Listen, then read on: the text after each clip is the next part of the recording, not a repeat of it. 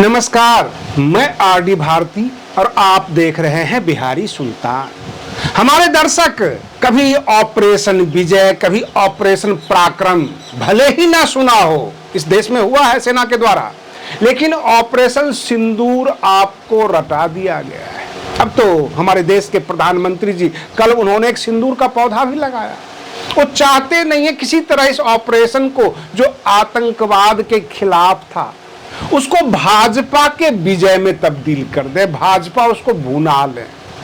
जब सरकारी स्तर पर, सेना के स्तर पर इसको रोका गया, तो फिर ये जो है सिंदूर का पौधा लगाना शुरू कर दिए। मतलब हर बात में सिंदूर आना चाहिए।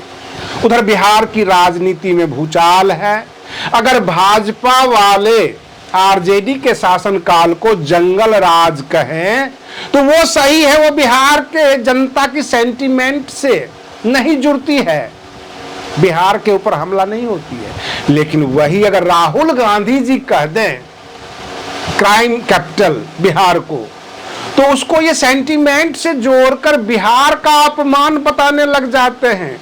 ये कैसी घिनौनी राजनीति है। जो शब्द आप बोलते हैं महागठबंधन के खिलाफ, वो तो सही है, और जो एनडीए के खिलाफ नीतीश सरकार में जो भ्रष्टाचार है, जो सरकारी लापरवाही है, जो अपराध चरम पर है, उसके बारे में अगर कोई बोले, कोई नेता बोले, तो बिहार का अपमान है।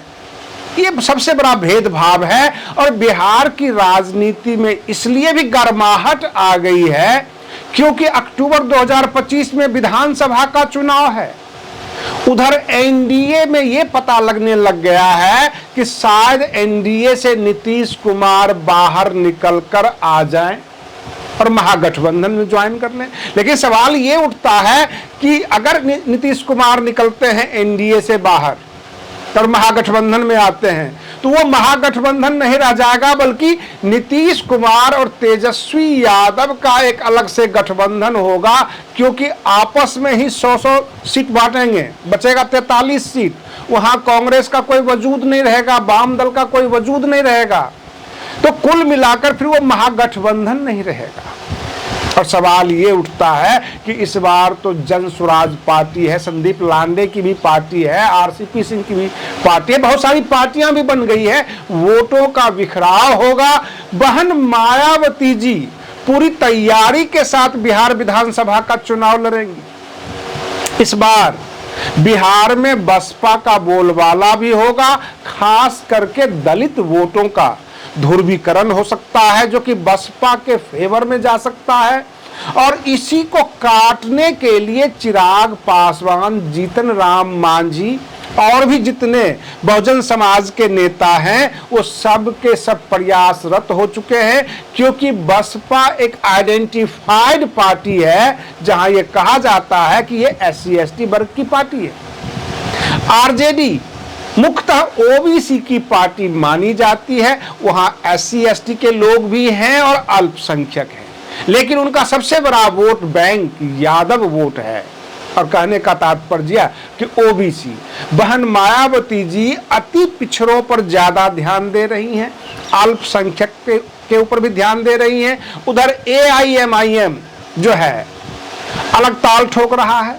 लेकिन जो ये ऑपरेशन सिंदूर हुआ आतंकवाद के खिलाफ, ये बिहार विधानसभा चुनाव में जरूर गूंजेगा, क्योंकि भाजपा इसे भुनाने की तैयारी करेगी। राहुल गांधी जी इसका जवाब देंगे। अब राहुल गांधी जी बिहार में भाषण के दौरान कह दिया, ये नरेंद्र मोदी नहीं है, ये सरेंद्र मोदी है। इन्होंने अमेरिका के प्रेसिडेंट यानी अमेरिका के राष्ट्रपति ट्रंप के सामने सरेंडर किया है। अब सवाल ये उठता है कि अमेरिका में ट्रंप के खिलाफ एलन मस्क ने यह कह दिया कि इनके खिलाफ महाअभियोग चलाया जाना चाहिए।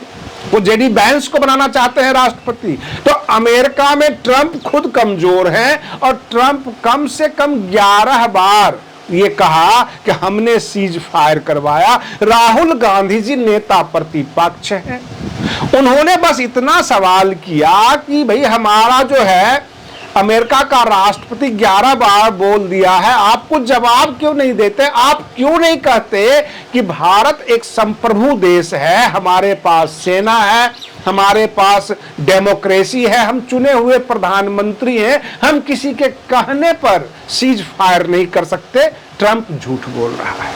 इतना बोलने में क्या दिक्कत है प्रधानमंत्री जी को? अगर विपक्ष ने सवाल किया तो इसका कोई जवाब ना दो। विपक्ष ने तो यह भी कहा कि विशेष सत्र बुलाया जाए कि आपने सीज फायर क्यों किया, हमें कितना नुकसान हुआ, हम आपस में चर्चा करना चाहते हैं।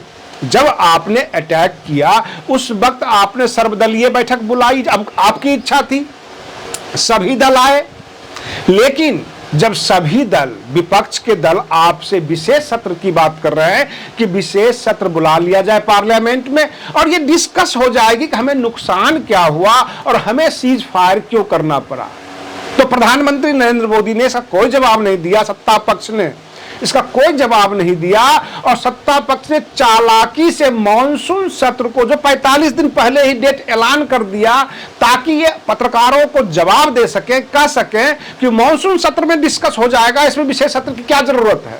कुल मिलाकर भाजपा चाहे भले ही अल्पमत में है लेकिन अपनी मनमानी करने से नहीं छोड़ती। आपको हम बता दें, कल कश्मीर में जो है चिनाब के ऊपर जो पुल का निर्माण हुआ है उसका उद्घाटन करने के प्रधानमंत्री नरेंद्र मोदी जी और कहते बड़े खुश होकर, हर अच्छे काम मेरे ही नसीब में लिखा हुआ है। लेकिन ये नहीं कहते इस अच्छे काम की शुरुआत किसने की थी। वो चिनाब के ऊपर जो पुल बना जिसका वो उद्घाटन कर रहे थे, वो मनमोहन सिंह प्रधानमंत्री थे, उन्होंने शुरुआत किया था। तो ये कह भी दिया करें कि कांग्रेस ने शुरू किया और हमारे शासनकाल में पूरा हुआ और मुझे उद्घाटन करने का मौका मिला। हर जगह क्रेडिट लेने के लिए पहुंच जाते हैं। ये पहलगाम नहीं गए, ये पूंछ में भी नहीं गए, जहां जहां हमले हुए किसी पीड़ित को ये मरहम लगाने नहीं पहुंचे। गुजरात में भी बहुत सारे पीड़ित थे, बहुत जगह के लोग, वहां ये नहीं पहुंचते, ये फीता काटने पहुंचते हैं, केवल अपना क्रेडिट लेने के लिए पहुंच जाते हैं। हमने ये किया, हमने वो किया। सबसे बड़ी बात यह है, जो बात हमारे देश के सीडीएस विदेश में जाकर बोलते हैं वो अपने देश में भी बोल सकते हैं, अपने पत्रकारों को भी बता सकते हैं। और हमारी जो वर्तमान केंद्र की सत्ता है वो तो विपक्ष को इग्नोर करके चलती है। बिहार में जो है राजनीतिक सरगर्मी चल रही है और जाहिर सी बात है कि प्रधानमंत्री नरेंद्र मोदी, भाजपा के नेता ऑपरेशन सिंदूर को भुनाने का पूरा प्रयास करेंगे और उसमें नेता प्रतिपक्ष राहुल गांधी और नेता प्रतिपक्ष जो भी हैं वो सब के सब जवाब देंगे जिसे छीछा लीडर होगा। आज के लिए बस इतना ही। आप बने रहिए बिहारी सुल्तान चैनल पर। हम फिर मिलते हैं अगले वीडियो में, तब तक के लिए धन्यवाद।